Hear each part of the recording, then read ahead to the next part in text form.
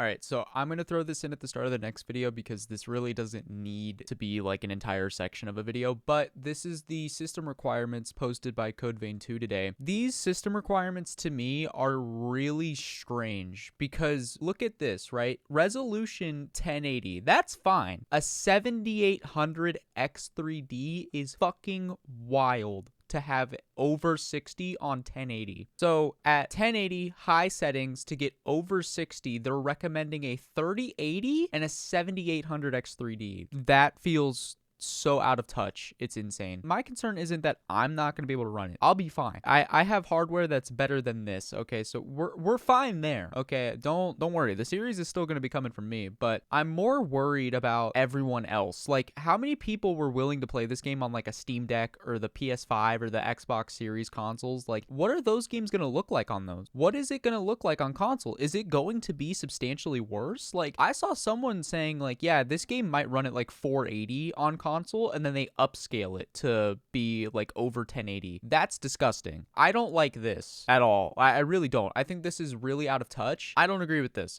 I want to throw that out there. I don't agree with this. I don't think this should be the way that it is. I just wanted to show this off. Also, in better news, Square Enix has done it. Square Enix added the Dragon Guard 3 original soundtrack to Spotify. I don't know if it's on Apple Music or other distributors yet, but it's on Spotify. I already saved it, naturally. And if you want to go check it out, Square Enix Music posted it. So definitely do it. This is one of the best soundtracks in gaming ever. I love it to pieces. And yeah, there you go. Like I said, this is the CodeVein2 PC system requirements. And like I said, I don't agree with them. Even if I'm like fine to run the game, it doesn't matter. I think more people should be able to experience this game at high quality, high fresh rate. This just feels really stupid. It feels like they did not take the time to optimize it. So there's your final look at it. Like I said, it's on their Twitter, so go check that out. Let's get into the gameplay.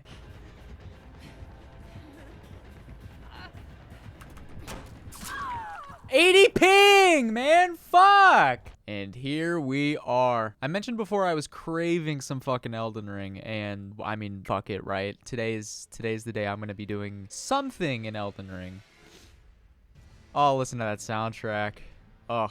So, as you can see, I have quite a lot of stuff here. So, obviously, this is my DLC ready character. That was my day one DLC playthrough I did. Not day one, it took a lot longer than one day, but that was the character I made for that. And then all these other ones I also made for the DLC. Some of them I haven't started yet, some of them I have. So this one is a sorcerer, this one's a sorcerer, that one's claws, I never finished it. And then this one's strength. But so is this one. So like if we open this, so this is what we're working with on my original playthrough. I have claw talisman, two-handed sword. I have all this stuff. And then I have the gut sword. It's maxed out. It's also, I think it's heavy, right? Yeah, it's heavy. I have lion's claw on it. I have no idea if that's even any good anymore. I don't know if they've nerfed anything. I think we'll play with this character. So this is one of my sorcerers. I never finished the DLC on this character though. So this character isn't super well optimized, like not fully anyway. So I have Radagon icon for spell casting. This is the Ritual Sword Talisman, so I do more damage. Although I don't actually know if this affects spells. This isn't a very like optimized setup. So I also have the Graven School Talisman. I know there's a better one of these, I'm pretty sure that you can get through a quest. I didn't do it. And then the green turtle. Jesus Christ, I can hear you gone. So yeah, I think we'll just play on this character for now. So I'm using Lucet's Glintstone Staff. So the thing with this is you get more power into your sorceries, but dude, Egon, you gotta chill. But it takes more mana to use. It doesn't really matter to me though. So I have not played in a while, and I'm not even sure where have I done a boss on this character? I don't think so, right? No, because I haven't even been up into the like first main area of the game. I've just been like fucking around. So as everyone saw at the start of this video, the CodeVein2 system requirements came out, and once again, I feel I almost need to reiterate, I don't agree with those. I think they're bad. When I say bad, I mean I think that those are really bad. I think that it is disgusting how how bad those system requirements are for 1080p 60 frames. Like that shit is icky to me. I was originally gonna play DBD today. When I went to open the game, it was basically saying like, hey, can you close this other kernel level anti-cheat? And I'm like, dude, it's not even fucking open, so I don't understand why it won't open. And then I tried to open this game, it did the same thing. And then I had to restart my fucking PC for easy anti-cheat to realize that it isn't open in the first place. It pissed me off. I'm so tired of easy,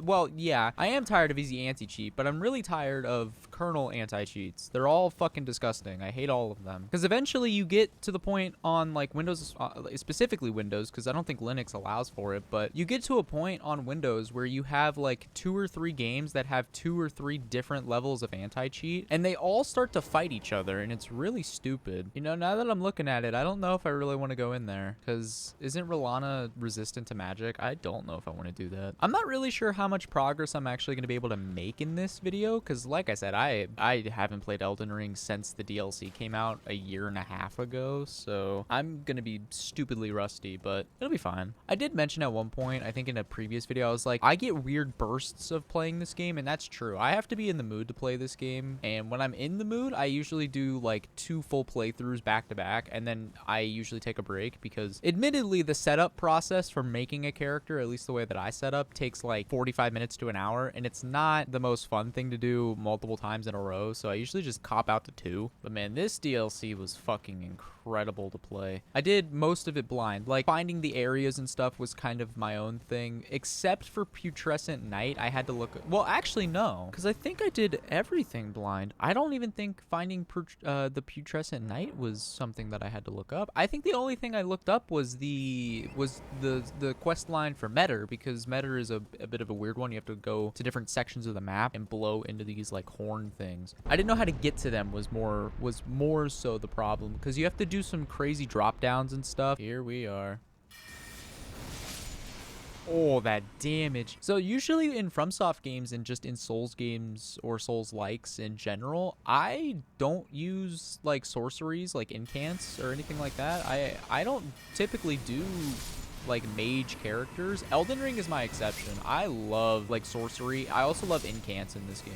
Usually I'm more of a strength user, but man, there's just something about sorcery in this game that is so fucking good. It is the best of FromSoft sorceries for sure. It's so good. Adulo's Moonblade is definitely my favorite sorcery in this game. It's so cool. It's so cool. It's literally just a big ice sword that it staggers enemies. It can freeze them, I'm pretty sure, with frostbite. Even if it doesn't matter. The damage is just so good, and it covers a large area too. Oh yeah, this was one of the sorcerers I used to get the 100% on Steam. This is for one of the endings I did. I don't remember which ending I got on this character. Maybe it was the Ronnie one, but this is also one of the characters I used to like get through the Halig tree. I think I killed Riker, didn't I? Oh, maybe not. I have no idea. I don't remember, to be honest with you. See, it stuns him, and then he can't even charge up the like his next attack, and I one-shot him. It's so good, man. Sorcery in this game is so fun. Like I said, man, I'm usually a strength or dex user in FromSoft games and other Souls likes and stuff, but I don't care. There's just something special about incants and sorceries, especially in this game. They're so good. Actually, I remember when this game came out, a bunch of people who probably have never finished a Souls like or played them to begin with. I remember a bunch of people with like ego people for using sorceries and incants. Brother, you're paying like $60 for this game. Just do what you want. Like, I'm glad I was never someone that like made fun of people for the builds and stuff. Even back when I would be playing like Dark Souls 1, 2, and 3, like I didn't give a fuck. I still don't. Like, you bought the game, play it however you want. Like, I don't see the point in like developing an ego because you beat the game with a certain weapon. Like, that's great, man. We can all do that. You know what I mean? Oh my, I'm not gonna lie, if I wasn't recording right now, I think I would be listening to the Drakengard 3 thing that I showed you guys, the soundtrack. God, I want to listen to it so bad, but it's so DMCA. I already know it. I remember this area back in the first couple days of the DLC. I remember this area used to piss me off. I remember going through here on the first day especially because I didn't understand that scatter tree, like the little shadow tree fragment things you can pick up. I didn't realize how important they were. Also, I kind of just face tanked everything. I walked into everything, and I did all that, and it was fun, but I was getting my shit pushed in for sure. Especially in Rolana's area, I was definitely starting to feel some of the effects of like I was kind of just face tanking everything, and I wasn't really playing in a way that was beneficial. Mind you, it was on that other character I showed you, the one that I named DLC ready or whatever. That was the first character I brought into the DLC and finished it with. So I didn't bother moving my character either. It's outside of Radon's area, and it will likely stay there forever because I can't be bothered.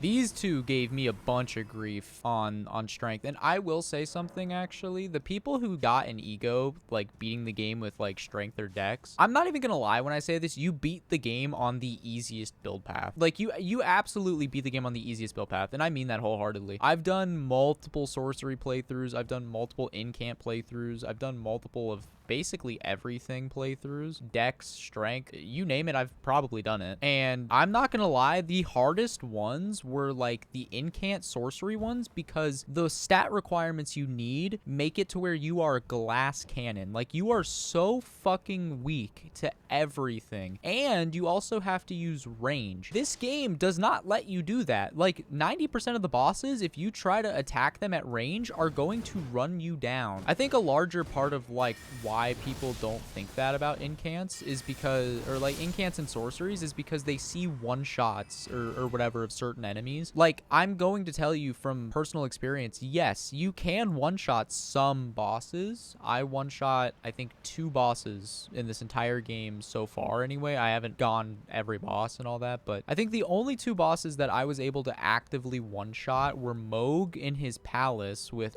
Terra Magica and Comet Azure with the flask. You have to use the flask. And then you can, okay, it's not a one-shot, but with Melania, when she goes into her second phase, when she drops and does her bloom with her Scarlet, basically you can take you can't do Terra Magica because it takes too long to cast with your Comet Azure. You need the flask again, by the way, but you can get her to about half before that first initial bloom happens. It makes the fight actually kind of a lot easier because you're only dealing with half a health bar, but if you get hit, obviously she's still going to be healing. So it's a bit of a wonky one because it does technically help you, but it also doesn't, because if you fuck it up, you still have to fight mostly full health Melania in phase 2. But yeah, even with some setup, you can't one-shot everything in the game, and even the stuff that you can one-shot, you can very simply do with just strength or dex or whatever it may be. And I think that's part of the thing that like really annoyed me back then when people would like complain about this, that, or the other. It was like, you are playing the game with a fat ass health bar, with the ability to stagger, with the ability to not have to worry about a bunch of stats. Like, you're literally just dumping into strength, health, and endurance. That's it. Meanwhile, as a sorcerer or an incantation user, you have to dump into mana, you have to dump into either intelligence or is it faith in this game? I have no idea. But yeah, like when you look at the stats and stuff, if you want to use, also here's mine, if you want to use like faith and intelligence efficiently, you have to basically hit the soft cap with them. And if you don't, most of the incantations and spells in this game that are like really good, you likely won't even be able to use. So you have to dump into mana, you have to dump into faith or intelligence, but you'll also have to dump into your standard stuff as well, like stamina, your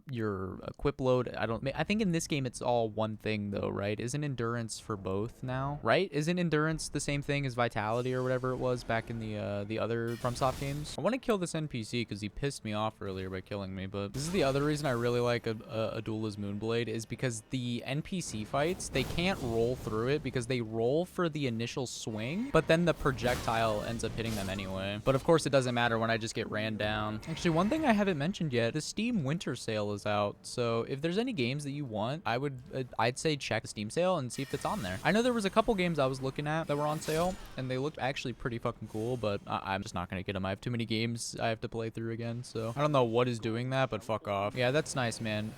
Eat this. No, you're not gonna heal. No. You're not gonna heal. I don't know what you thought this was. All it took was me changing my flask to no mana, and I one-shot him. Get fucked. Don't show that to a Souls player on Twitter because they'll probably freak out. Or actually, most of the people that were freaking out back then about that shit probably don't play the fucking game anymore. Let's be serious. Part of me wants to do like a randomizer because I haven't done a randomizer run in a very long time. I think the last time I did a randomizer run was well over probably almost 2 years ago at this point. Man, I love randomizers though. They add so much replayability to a game. It's insane. God, this fucking staff bleeds through mana so fast. I know I said I don't care. Truthfully, I don't, but man, I forgot just how bad it got at some stages. I'm casting like 2 or 3 times and I have to re-up my mana. It's worth it though. I'm not gonna lie, it's very worth it. The damage you get for like the additional mana cost, it's so worth. I don't know, maybe I'll do a randomizer in a run or some shit. And we do like a video for that. That could be fun. I don't remember if we're near the end of this area yet or not, or at the very least a bonfire. I don't remember. Oh, they still haven't fixed that. Yeah, that's been there since day 1. I don't know what happened to the thing that was chasing me, but I think it died. I think it dropped down like a fucking idiot. Average strength user, myself included. I do that shit all the time, but oh yeah, okay, we're here. This is the first bonfire from hell. You know, I probably won't do this in a video, but I will likely clip it, throw it in at the start of the next video, just because I know this is gonna take me a while because like I said, I haven't played in forever. But just end this video here. I'm gonna look into getting the randomizer back on my PC, to be honest with you. I do want to do that. I really do. I want to run through the randomizer again at least a couple more times, make me feel satisfied, but I'll probably finish this playthrough on this character, getting every remembrance. I'll probably do that first. But if you guys did enjoy this video, drop a like down below. And if you want to see some more of this type of content, I upload pretty much every single day, so drop a sub. Like I said, I'm gonna make some clips, probably do a couple bosses today, and then the next video you see will be, at least at the beginning of it, will be that. And then if there's anything new with Code Vein and all that, Divinity especially, I've been looking into that, don't worry, that will be in the next video. So I hope you all have a great rest of your day, and I'll see you all later.